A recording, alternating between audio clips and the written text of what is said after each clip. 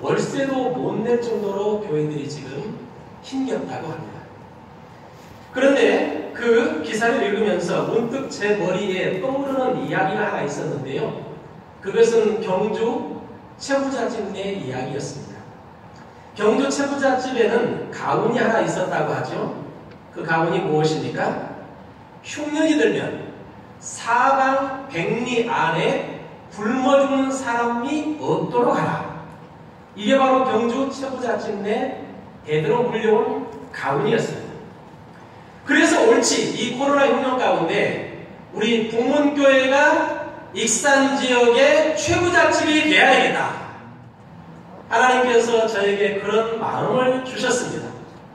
그래서 이 마음을 우리 장로님들과 나누었더니 우리 장로님들도 만장일치로 동의하셔서 익산 지역의 힘겹고 어려운 미자립 교회 23개 교회에 각각 50만원씩 1150만원을 우리 교회가 여러분들이 보내주셨습니다. 나한테 줘야지 왜 남한테 주냐. 아멘도 안 해요. 그런데 여러분 우리가 이렇게 나눔을 했다는 이 기사가 국민일보에 났는데 국민일보에서 이 기사를 보신 남중교회 원로이신 강명생 목사님이 저한테 전화를 하셨어요. 저한테 전화를 하시면서 다음의 내용을 우리 교인들에게 꼭 전해주시랍니다. 김 목사님, 북문교회가 너무 잘했습니다. 너무 좋은 일 했습니다. 북문교회가 있어서 익산이 행복하고 북문교회가 있어서 익산의 모든 교회가 축복받을 줄로 믿습니다. 제 이야기가 아니고 강 목사님이 여러분들에게 다 전해달라고 하셨습니다. 사랑하는 여러분, 여러분이 위기 가운데 있다고 어렵다고 나 혼자만 살겠다고 몸부리치면 결국 나도 죽는 것입니다. 그러나 다윗처럼 나 어려워도 남을 생각할 줄 알고 나 힘겨워도 남에게 덕을 베풀 줄 알면 하나님께서 결국은 나를 살려주실 것입니다. 나를 건져 주실 것입니다. 내 어려움을 축복으로 오히려 홍기로 바꾸어 주실 것입니다. 그러므로 여러분도 힘겹고 여러분도 어려움 가운데 있지만 여러분들의 그 어려움에 매몰리지 마시고 나보다 더 어려운 이웃을 생각하고 배려하는 가운데 여러분들의 위기가 축복의 호기로 바뀔 수 있기를 주님의 이름으로 축원합니다. 자, 계속해서 다윗은 이 큰 위기를 어떻게 극복하고 이 위기를 어떻게 축복으로 바꾸어 가고 있을까요? 우리 같이 본문 25절에서 26절 함께 같이 읽습니다. 왕이 사독에게 이르되 하나님의 괴를 성읍으로 내어가라. 만일 내가 여호와 앞에서 내를 보면 도로 나를 인도하사 내게 그 괴와 그 계신 데를 보이시니라.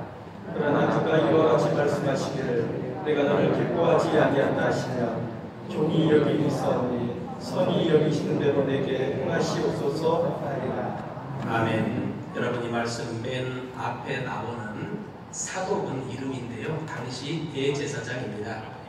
그런데 이 사독이 다윗이 도망을 치니까 하나님의 궤, 즉 언약궤를 메고 도망치고 있는 다윗에게로 가져갔습니다. 그럼 사독이 이 언약궤를 왜 다윗에게 가져갔을까요?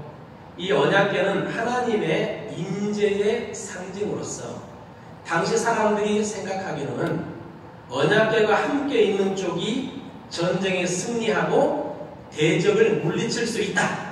그런 믿음을 가지고 있었기 때문입니다. 그런데 다윗은 이 하나님의 언약궤를 도로 어떻게 하라고요? 예루살렘 성으로 도로 가져가라고 합니다. 그냥 아들 수중에 떨어지게 그냥 도로 가져가라는 겁니다. 그러면서 뭐라고 합니까? 내가 하나님의 은혜를 입어서 나를 도로 이 예루살렘으로 인도하셔서 왕으로 복위시켜 주셔도 좋고, 그러나 하나님의 뜻이 다른 데 계셔서 설령 내가 왕으로 복위를 못한다고 해도 좋사오니 선하신 하나님 뜻대로 내게 행하시옵소서. 다윗이 지금 그 위기 가운데 이 놀라운 고백을 하고 있는 것입니다.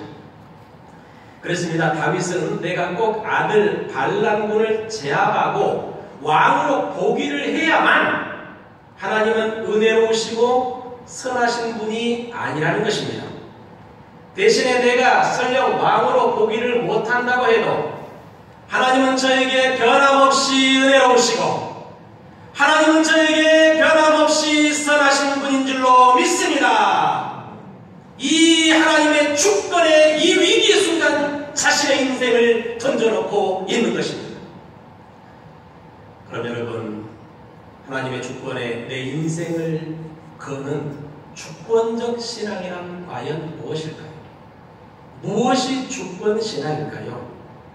주권적 신앙이란 내 환경으로 하나님이 어떤 분이신지를 판단하는 것이 아니라 하나님의 은혜로우심과 하나님의 선하심을 통해서 내 상황, 내 환경을 해석하는 것, 그게 바로 주권적 신앙인 것입니다.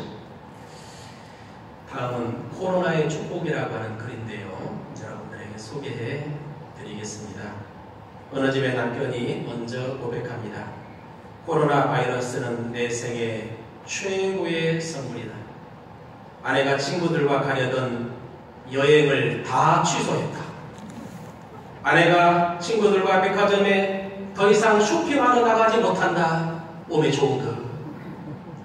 가장 좋은 것은 아내가 하루 종일 입에 마스크를 하고 있어서 더 이상 바가지를 걷지 못한다는 점이다. 나는 이 코로나가 정말 너무 좋다. 그러자 그 이야기를 가만히 듣고 있던 그 아내가 또 이렇게 말하더랍니다. 코로나 바이러스는 내 인생의 큰 축복이다. 남편이 회사 갔다가 술 안 마시고 바로바로 집에 기어 들어온다. 밥을 대충 해줘도 아무 소리 하지 않고 밥도 분말 없이 잘 먹는다. 그리고 남편은 내가 쇼핑 안 하는 줄 안다. 하지만 나는 인터넷으로 마음껏 질러대고 있다. 여러분, 이 코로나 위기 가운데서도 이 부부는 긍정적인 마음을 가지고 알콩달콩 이 위기를 잘 소화해 가고 있지 않습니까? 이런 의미에서 여러분, 우리가 코로나와 같은 위기, 어려움만 보면서 그것으로 하나님